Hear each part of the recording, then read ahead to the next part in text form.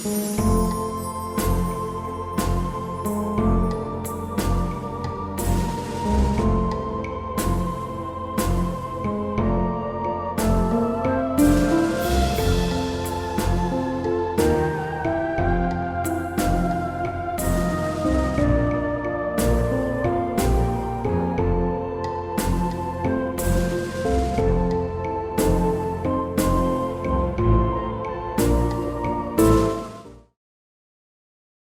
le a tātou tāpua i atu i le atua.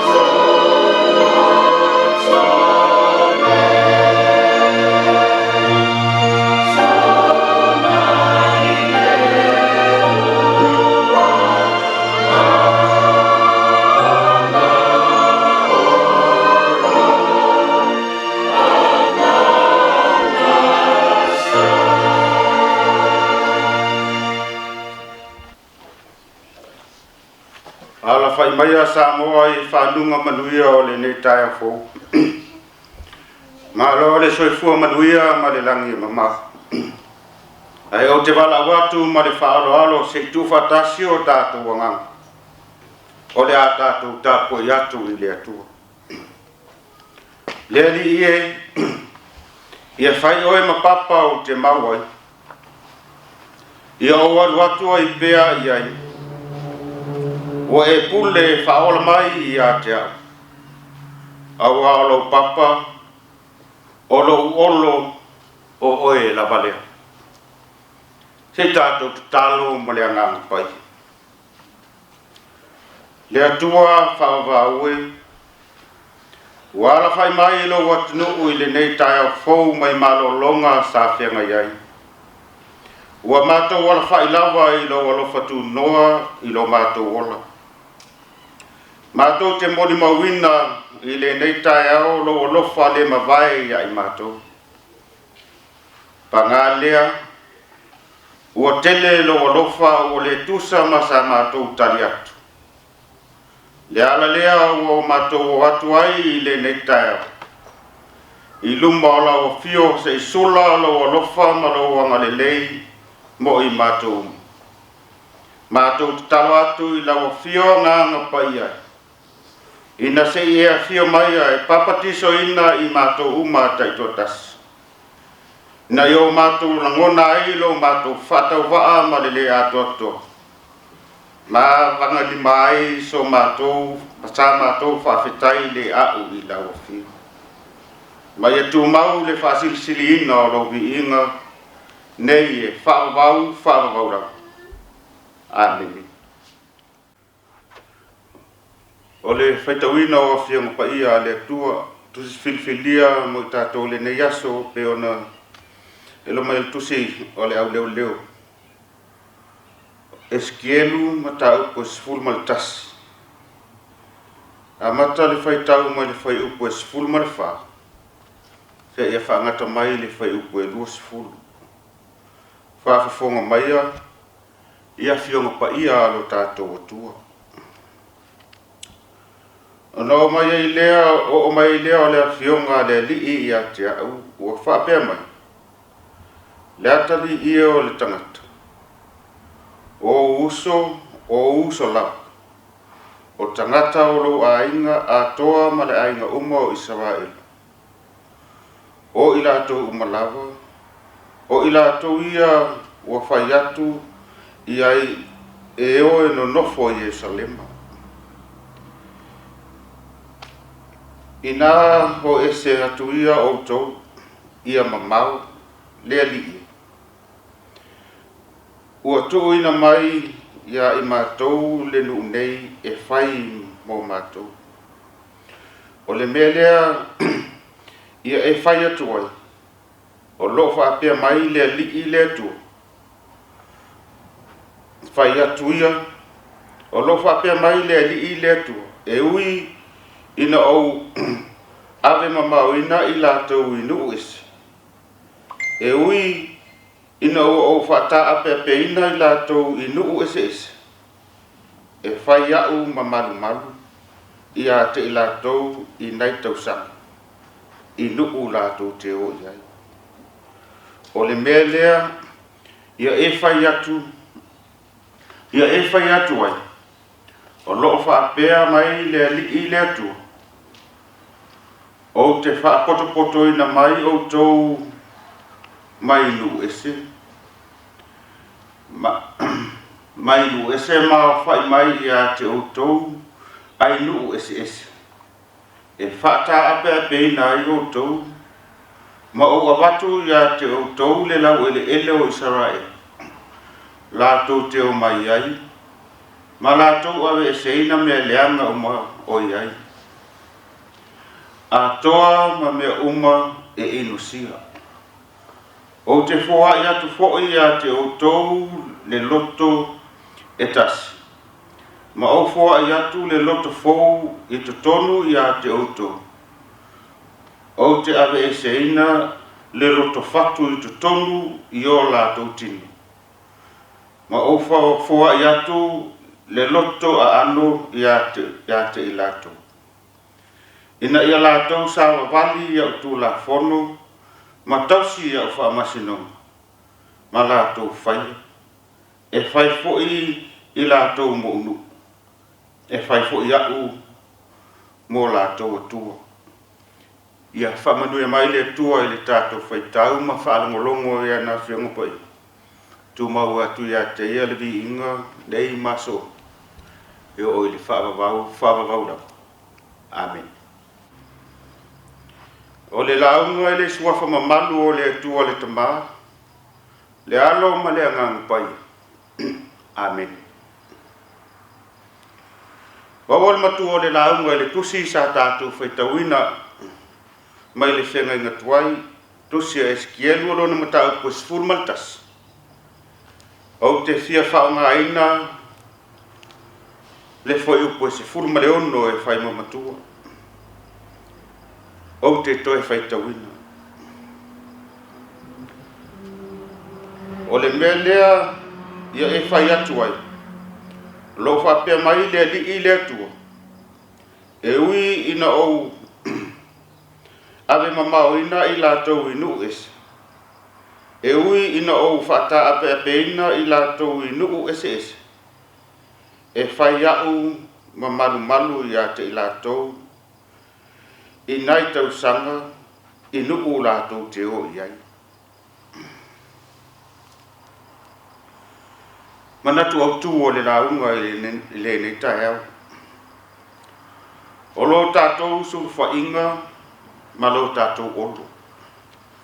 O lo tātou sulfa inga, ma lo tātou olo. Ua tātou le mole mauina, le tele o no fuanga o e nei tono Samoa, ma atu nuku e mamau. Ua whai mawhale sulu whai ai le tele o tangata moni fisosoani. Ua iai whale whapitoa mo tangata matutua. Ua iai foi whale whapitoa mo whanau laiti, ma e ua sawaina. Peitai. O le whamoe moe o neifa. Ina se ito ya fua ai se tae au fou. Pe tausi e fo ie ua pula la ngoto le la o lo la to soifua. Ai o le fisi. Ai se a ua mana o mi ai nei tu ainga o no fo. I le tusi e pe ona tātou whaitawina, o loo iai tangata nuku o le atua na o ese mai tawhiana. A o lea ua toi fo'i. Peita, e fo'i atu o loo iai pea tangata na tutoe i Jerusalem. Ma ua le toi talia ina ai i lātou. Atangi ai o loo iai se fe ese a inga i le vale. Ma nino ai, ua tawa vai e na tutoe mano nofo i Jerusalem. Tangata na o i tawhiana. A o le isi le whawhita au li tele o tupu i neo na aso. Ua toe fo'i tangata nu umoni i o lātou ele. Fo'i atu ai tutuli fo'i e isi tangata o le nu uolo o au mau e pe. Whai mai pe toe fo'i i whea. A o le nu e na o lātou malo lātou o tu. Peita e le o le tuli ese a o le whamasinonga o lo fia tuli lo. A whai o le nuu na wholafola ina e le atua mo ona tangata. O ai i lātou e tutuli ai, ma tutuli ese ai i lātou. E iai se mafua. Ai ua mafua, ona o le ola whaamasino sino o tangata. Lea ua sulu atu le uso, ai whaasino se maturi esi. A o le ala lea o whetalainga le atua. Ua whai mamatua, o loo ili fwai upu e se fulu ma le ono whai mai. E ui ina oa ou ave mamauina i lātou i nuu esi. E ui ina oa ou whata ape ina i lātou i nuu esi esi.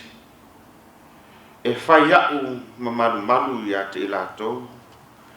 I nai tausa, i nuu lātou te o iai. Ma nino ai. E ui ina o ese mai le nuu fola i. A o loo whaatasi pea le atua ma i lātou. Sa moa malau whaafonga tapua i le neitaia. Lea se whaamanatu mai a le tala le lei mo i tātou. E ai mafua anga tātou te o ese ai. Mai no fuanga masan. E ai mafua anga e whaatawhi ai i tātou. Peitai. O leo ese mai le tawhianga. A o loo to toi fo'i, a le toi fo'i mai, o le mea e tāua lea. Whaia e le atua, ina ia toi hao au ina ai le mawhau mai lo ai. Le se o le mea o loo whai pea. E awe sea tātou e le atua mai le angasala. O whai ina se i toe tō mānatu ai le tangata. I lana sawalinga whaare whaatuatu. Peita, i nei o na aso, a toe foi mai le tangata, i se whaala potopotonga po senu. Po se e ka le sia fo. Ua iai mata whaasia sia. Ua iai fo'i ma le au whaamasino atu, ma le au whaamasino mai. Ua iai tangata ua whaamasino mai, a o lea lawa e manino i le tala. O lea tua na ia avesea. O le isi lea whaamanatu tāua. Aua tātou te ola whaamasino. O le isi lea whaamanatu tāua mo tātou. A whai o whina ngalo o lea tua, na ave ese ai lana tangata. Se i toi mawhau, ma se i toi tuto se isi moe fo. O ai i tātou, e tātou te toi whaamasino atu. Petai ia tātou iloa, toi fo'i I le atua. Awa na o ia e tātou te sulu whai ia. Awa o na o ia lo tātou olo tātou te malue.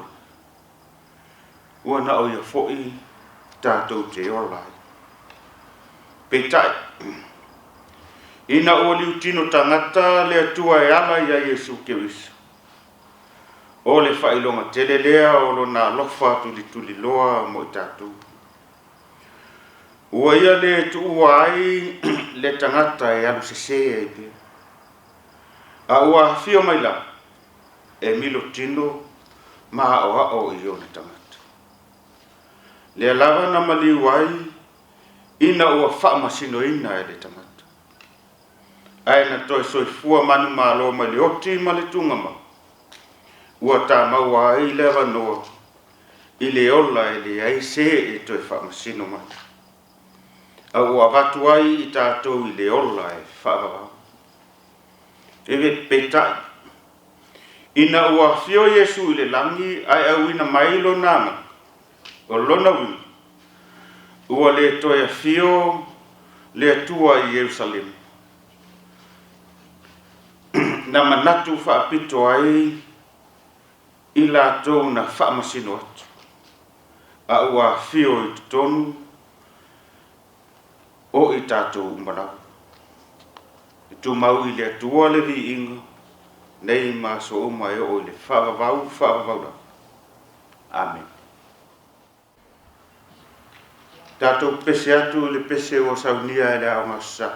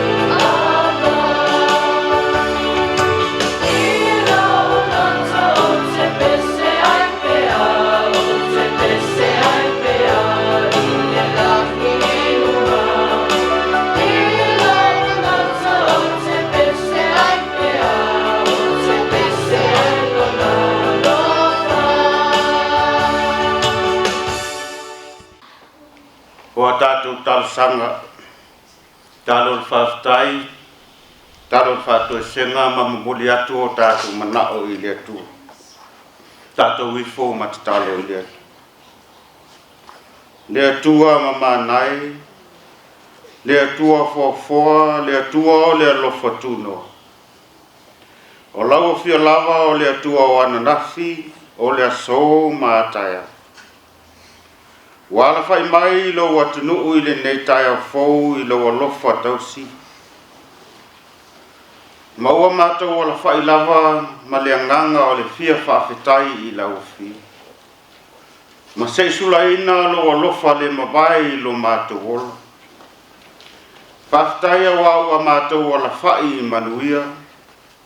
Le aise ta la vale o ua na o le leo o le fia o lo alanga i le nei taia. Whaafetai wa ua mātou talitonu i le whaatua tua o lo manuia se o mātou atunuu atoa.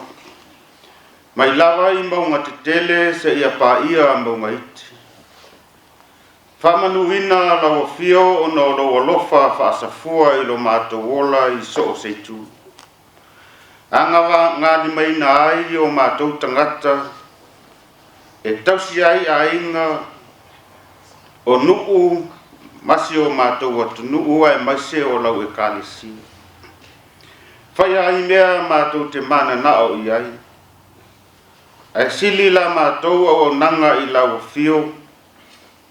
Whawhetai ona o le ola tului i aso uma. Whawhetai ona o manuia au ala ese mai. I le ngātai whale ma le lau ele vi ia lo suafa le atua o lo mātou tama. Whawhetai i lau tuspa ia. Whai ma whamanatu ia i mātou le netai au. E lea i lava te isi o i mātou te sulwhai ai. Ua na o lau fio lava o lo mātou malua papa. O le upo le ola e whaatonu ai o mātou ala. Ina ia sao matonu la mātou sila sila. Malewa ai i lau fio malo malo. Whawhetai i le ngaluenga mana lo nganga paia. Lo mātou fe so soani sili i so se mea. Sili la mātou whawhetai. Le taulanga tongiola na e ta penaina.